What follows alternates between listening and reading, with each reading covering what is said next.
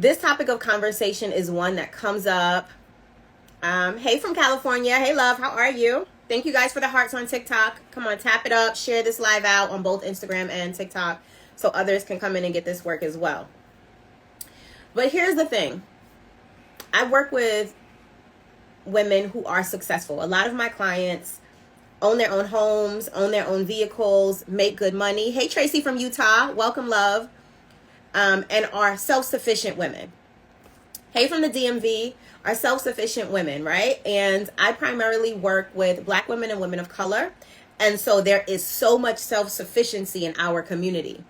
And oftentimes when it comes to the relationship space, that can create some challenges. It creates challenges in the way that you see yourself when it comes to desirability and attractiveness. And it can sometimes create a disruption in how you formulate relationships with men, because you're not looking for them for provision. You're not looking them to take financial care of you. And so you can overlook so many of the fundamental things and fundamental principles that have to be acknowledged when you are dating a man. And so I find that sometimes women who are of a certain age and women who are of a certain social caliber, right, who make a certain amount of money, are willing to date a man who makes less than her. And that's okay. If he doesn't make exactly as much as you do, you get to work those things out. But he must contribute in the way that he is able to. He must financially contribute to the building of the relationship and the dynamic of the partnership. Because if he doesn't, it creates an imbalance for you, for him, and for the entire structure of what it is that you're trying to build. Does that make sense? Yes? And so, we like to think as women that we have accomplished something when we get our money together and we have our own homes and we run things in our own lives. And that's a big deal. It is a big deal for you as a woman to have your own home, to have your own car, to pay your own rent or mortgage, to have good credit, to have a good job, and to make money, right? Women were not even allowed to have bank accounts on their own until like the 60s or 70s.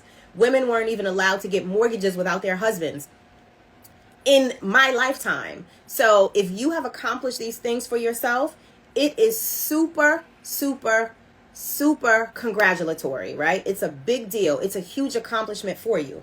But because you have accomplished these things, you often are dysregulated in relationships with men, because your energy can sometimes seem challenging to them. Your energy can sometimes seem hyper masculine.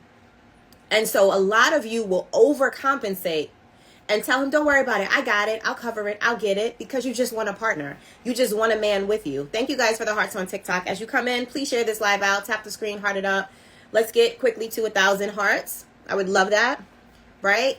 You will negate some of the fundamental steps that need to be taken simply so you can have a partner there, simply so you can have a man with you.